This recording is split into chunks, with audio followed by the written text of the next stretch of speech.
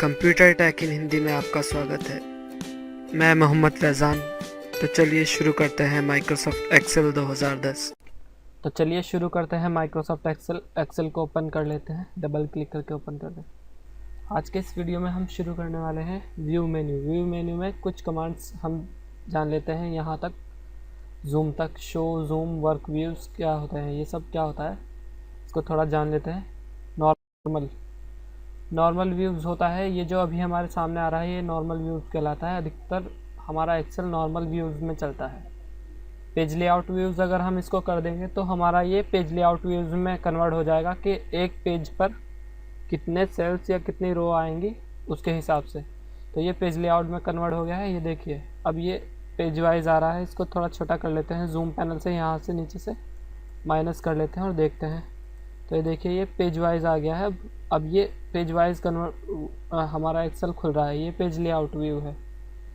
Page break views अगर हम करेंगे तो जितना ये लिखा हुआ होगा, इसको जूम कर लेते हैं वापस 100%। तो ये जितना लिखा हुआ होगा अगर हम पेज ब्रेक व्यूज़ कर लेंगे तो बस ये खाली उतना ही दिखाई देगा। तो ये पेज ब्रेक व्यूज़ कहलाता है। ये रहा, ये पेज ब्रेक व्यूज़ है। उसके अलावा हम इसको नॉर्मल व्यूज़ अधिकतर रखते हैं। कस्टम व्यूज़ में भी ये नॉर्मल ही होता है। शो करेंगे तो ये कस्टम व्यूज़ नॉर्मल शो हो रहा है, ठीक है। फुल स्क्रीन व्यू में ये फुल स्क्रीन दिखाई देगा, बस ऊपर के मेन्यूज़ नहीं आएंगे। तो इसको हम यहाँ से छोटा कर सकें, रिस्टोर, और उसके बाद फिर मैक्सिमाइज, तो ये वापस आ जाएगा। ग्रिड लाइंस जो है ये पीछे के खाने होते हैं, लेकिन ये प्रिंटिंग में नहीं आते। लेकिन हम चाहते हैं ये एक्सेल में यहाँ पर भी ना दिखाई दे, तो हम इसको यहाँ से अनचेक करके हाइड कर सकते हैं। दूसरी तरह से हम इन ग्रिड लाइंस को यहाँ से भी, पेज लेआउट में से भी, यहाँ से भी हाइड कर सकते हैं। व्यूज़ पर से हटा देंगे तो ये यहाँ से भी हट जाएंगे, और ये व्यूज़ में भी है। ये रहा ग्रिड लाइंस, तो ये यहाँ से हट जाएंगे। फॉर्मूला बार, जो भी हमने फॉर्मूला लगा रखा होता है, मानो हमने यहाँ पर ऑटो सम का फॉर्मूला लगा रखा है, यहाँ से सम क्लिक करेंगे, एंटर करेंगे, ये ऑटो सम हो गया। हमने ऑटो सम का फॉर्मूला लगा रखा है तो फॉर्मूला यहाँ पर दिखाई देता है। जो भी हमने लगा रखा होता है वो यहाँ दिखाई देता है, ठीक है। वो फॉर्मूला बार में, तो हम चाहते हैं फार्मूला बार हाइड हो जाए, तो यहाँ पर अनचेक कर दो, तो ये फार्मूला क्या लगा हुआ है वो दिखना बंद हो जाएगा, ठीक। हेडलाइंस ये कहलाती हैं ऊपर, और ये इधर वाली साइड में जो नंबर्स पड़े हैं 1 2 3 और ये ABCD जो पड़ी हैं, तो हम इनको भी हाइड या शो करा सकते हैं अपने एक्सेल में। हम चाहते हैं ये ना दिखाई दे तो हम बिना इनके भी काम कर सकते हैं, ठीक है। और हम इनके साथ भी काम कर सकते हैं। तो जूम होता है अपने, जो ये हमारा ये है पेपर जो है हमारा डॉक्यूमेंट, इसको हम और ज़्यादा जूम कर सकते हैं। ये 100% नॉर्मल होता है, हम 200% कर सकते हैं। ओके करेंगे तो ये 200% हो गया। जूम में दोबारा जाएंगे, अगर हमें और ज़्यादा जूम करना है तो यहाँ 200 की जगह आप 400 भी लिख सकते हैं, और ओके करेंगे तो ये और ज़्यादा जूम हो जाएगा, ठीक। और यहाँ पर एक बटन और है, ये रहा इधर, यहाँ पर 100% का, तो इस पर क्लिक करने से ये नॉर्मल 100% हो जाता है। जूम टू सेक्शन, जिस सेक्शन में हमने क्लिक कर रखा है उसके आसपास के एरिया को जूम कर दे तो जूम टू सेक्शन कहलाता है। ये देखिए हमने यहाँ क्लिक कर रखा था, इसने इसको जूम टू सेक्शन में इतना जूम कर दिया है, ठीक। 100% कर देंगे, वापस नॉर्मल हो जाएगा। हम चाहते हैं ये जो हमारी विंडो खुली हुई है ये केवल सिंगल एक ही विंडो खुली हुई है, ठीक है। हम चाहते हैं एक और विंडो खुल जाए इसकी, तो न्यू विंडो पर क्लिक करेंगे तो एक और विंडो खुल जाएगी। ये देखिए 2 विंडो हो गई, ये एक ही डॉक्यूमेंट की 2 विंडो। हम न्यू विंडो पर फिर क्लिक करेंगे तो ये एक और विंडो खुल जाएगी। अब ये 3 हो गई, ये दिखाई दे रहा है यहाँ नीचे 3 खुली हुई हैं। मिनिमाइज़ करके देखो, मैक्सिमाइज़ करो, दूसरे को भी मैक्सिमाइज़ करो, तीसरे को भी मैक्सिमाइज़ करो, अब मिनिमाइज़ करो तो एक, तो ये तीनों विंडो हमारी खुल रही है, ठीक है। हम चाहते हैं ये तीनों एक साथ दिखाई दे, तो अरेंज ऑल पर क्लिक करेंगे और टाइल्ड यानी टाइल में दिखाई दे या हॉरिजॉन्टल में दिखाई दे, इस तरह से लेटे हुए में इस तरह से, या वर्टिकल में दिखाई दे इस तरह से, या कैस्केड में दिखाई दे, जिस तरह से भी चाहते हो। हॉरिजॉन्टल में देख लो पहले, ये इस तरह से हॉरिजॉन्टल में दिखाई देंगी। ऑल पर क्लिक करो, टाइल्स में देख लो, इस तरह से ये टाइल्स में दिखाई देंगी। अरेंज ऑल पर क्लिक करो, वर्टिकल में देख लो, वर्टिकल में खड़े में दिखाई देंगी। इस तरह से अरेंज ऑल कर सकते हैं वर्टिकल। या आप किसी एक को देखना चाहते हैं तो उस एक पर क्लिक कीजिए, उसको जूम कर लीजिए, तो ये सिंगल पर आ जाएगा फिर से। अब हम चाहते हैं कि हमारा जो है इस शीट का इतना एरिया यहीं पर रुका रहे, तो हम इसको फ्रीज़ पेन पर क्लिक कर देंगे।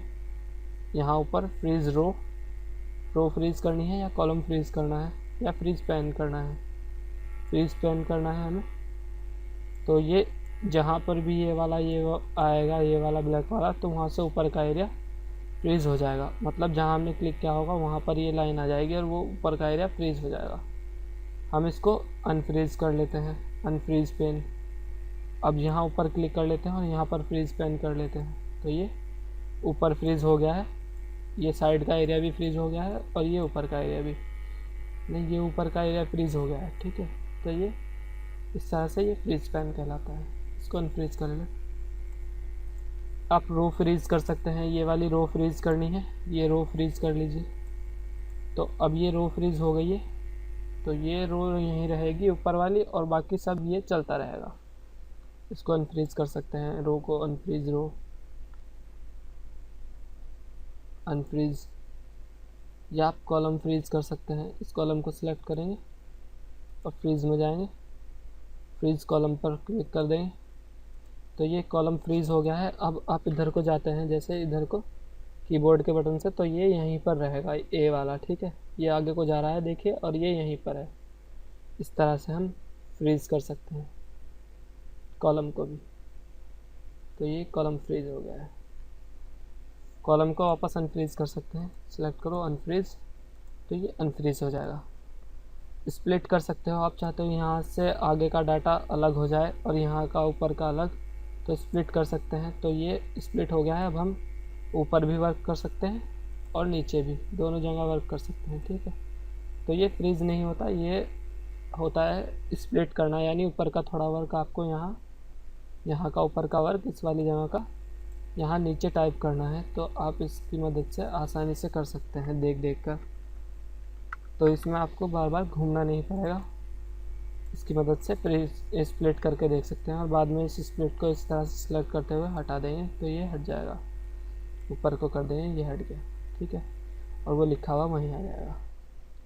हाइड कर सकते हैं, आप इसको सिलेक्ट कर लीजिए और हाइड कर सकते हैं, ये हाइड हो गया है। वापस अनहाइड कर दीजिए, ये कह रहा है, इसको ओके करेंगे, वो वापस अनहाइड हो जाएगा। इस तरह से हाइड और अनहाइड कर सकते हैं। व्यू बाय स्लाइड भी कर सकते हैं हम इनको दोनों को अलग अलग व्यू 2 स्लाइड में देख सकते हैं। जो हमारी 3 फाइल्स खुली हुई हैं, तो उनको हम दोनों को स्लाइड में भी देख सकते हैं कि मैं इन दोनों को स्लाइड में देखना चाहता हूँ। एक वो जो खुली हुई है और एक वो जो मैंने भी सिलेक्ट की है। ठीक है, व्यू बाय स्लाइड इस तरह से भी कर सकते हैं। ठीक है, तो व्यू बाय स्लाइड हमें चाहिए नहीं, इसको जूम कर लेंगे। सेव वर्क प्लेस, इसको सेव कर लेंगे विंडो को, कि इसको मैं सेव करना चाहता हूँ, ये सेव हो जाएगी। सेव, ये सेव हो जाएगा हमारा। स्विच विंडो, अभी हमने 3 विंडो खोली हुई हैं पहले से ही, यहाँ से न्यू विंडो करके, तो हम यहाँ से भी किसी भी पर भी जा सकते हैं स्विच करके। ठीक है, तो इस तरह से हम पूरे सभी फाइलों में आराम से जा सकते हैं। ठीक है, तो ये होता है एक्सेल में व्यू मेन्यू, बस इतना ही इसका यूज़ होता है, इससे ज़्यादा कुछ नहीं होता। वीडियो थोड़ा तेज़ हो गया तो आप इसको आराम से देखिए, पुश करके रोक कर, और ये समझ में आएगा। काफ़ी अच्छा बताया है मैंने, इसको देखिए आप। और चलिए इसको एक्सेल को बंद करते हैं।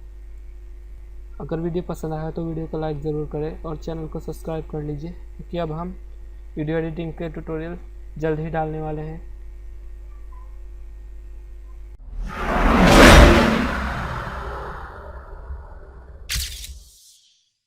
पसंद आया हो तो कंप्यूटर टेक हिंदी को लाइक और सब्सक्राइब कीजिए।